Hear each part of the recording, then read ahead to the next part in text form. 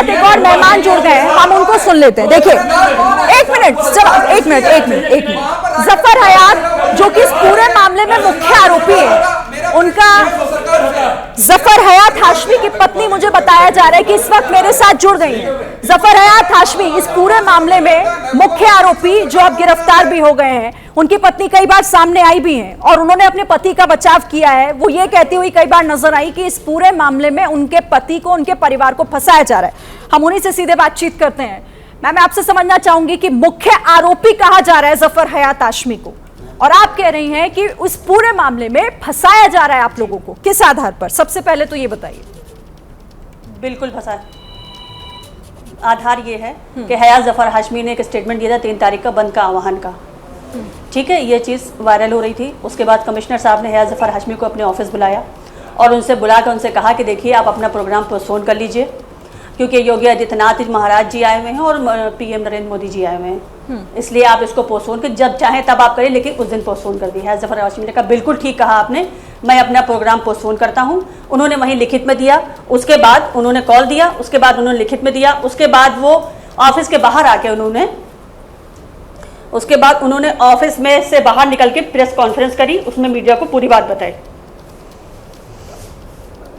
ज़ारा हयात, आप कह रही हैं कि कॉल ऑफ करने की बात कही गई थी और आप लोगों की तरफ से पूरी इस जो भी आपके और पुलिस प्रशासन के बीच बातचीत हुई वो माना गया, लेकिन पुलिस प्रशासन की तरफ से ये कहा जा रहा है कि आप लोगों ने, जफर हयात ने, मैं आपके पति का ही नाम यहां पर लूंगी, वादा खिलाफी की। पुलिस के सामने तो मान गए, लेकिन बावजूद इसके वहां पर वो किया गया, दुकानें बंद कराने का आरोप है आप पर, आपके पति पर, माफ कीजिएगा। बिल्कुल नहीं, बिल्कुल नहीं, बिल्कुल गलत, बेबुनियाद झूठ।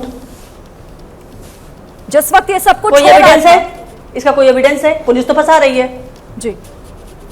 जिस वक्त ये सब कुछ हो रहा था, पत्थरबाजी की घटना, और साफ उन्होंने ये बात कही थी जी।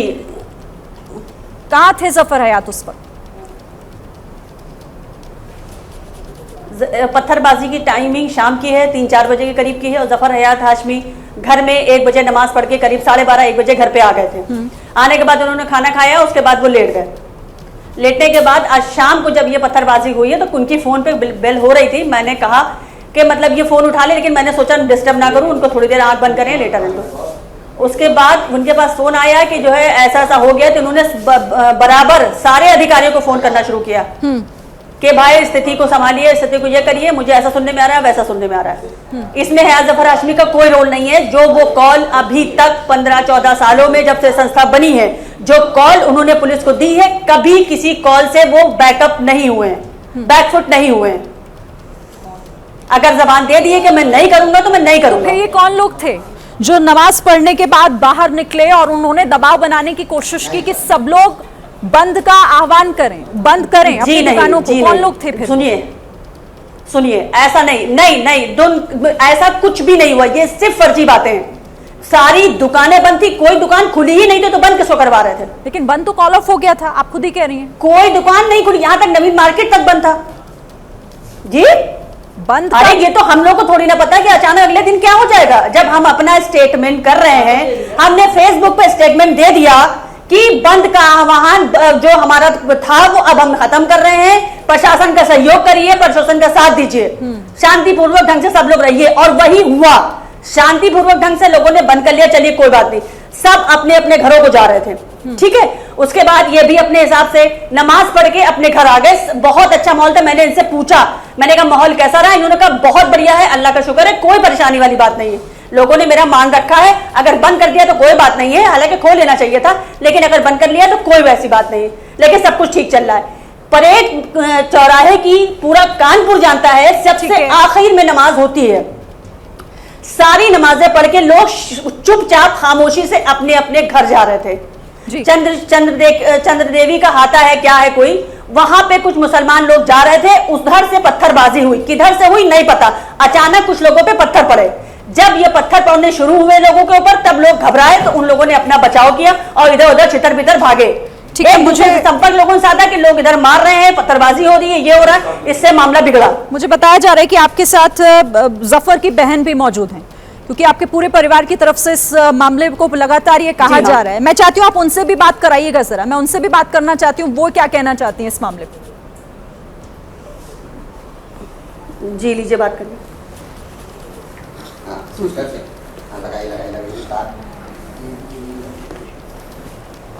हेलो जी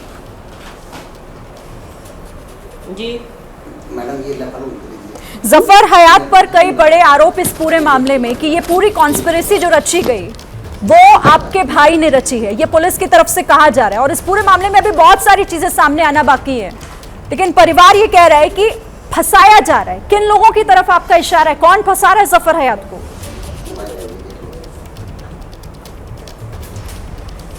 ये सिर्फ एक पुलिस का खेल है और कुछ नहीं है। ये पुलिस ने अपनी मनगढ़ंत कहानी बना के ये प्रशासन को दिखाया गया है पर गवर्नमेंट को कि ये मामला है। नहीं, लेकिन ऐसा क्यों? पुलिस क्यों? आवाज बहुत आ रही है। हसीना हयात, आपको मेरी आवाज मिल रही है? ये एक हमारे खिलाफ ये एक बोलिए बोलिए बोलिए, मैं सुन रही हूँ आपको।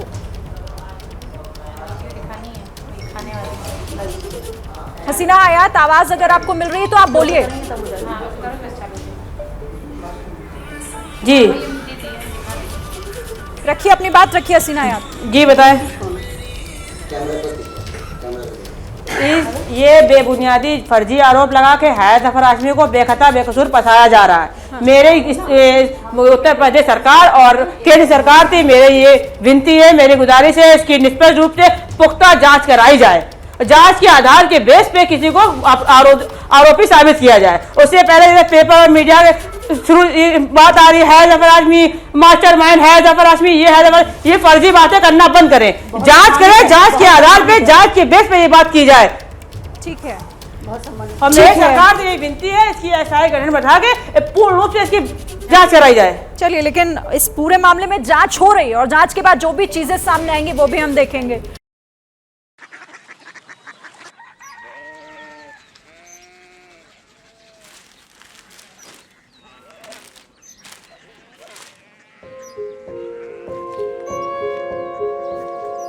बाबा बाबा Korea city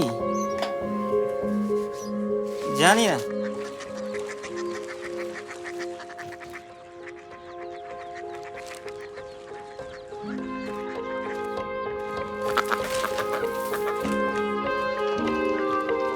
Korea city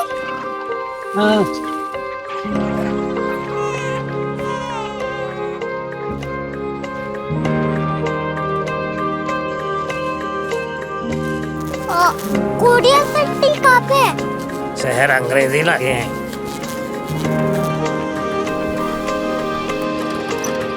Korea city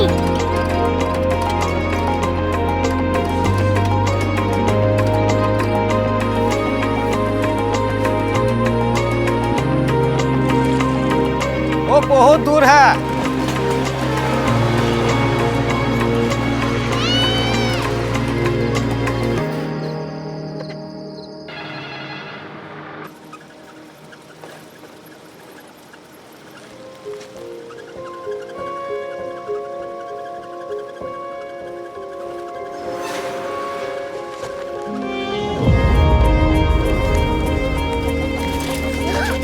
Korea city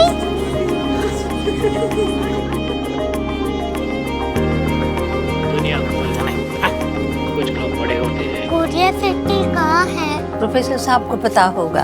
हो, ये छोटा वाला ग्लोब लगता है और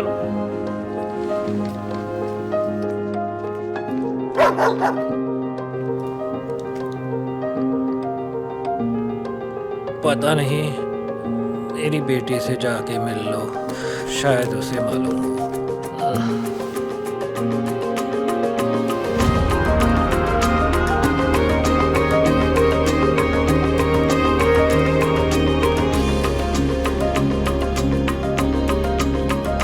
हाय, बाबा ने भेजा है। Come here.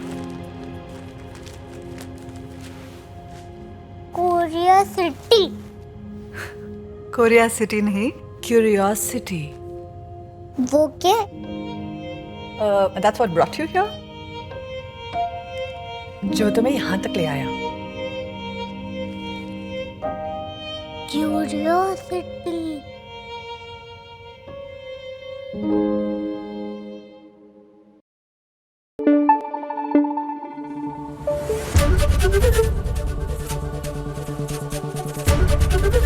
एबीपी न्यूज आपको रखे आगे।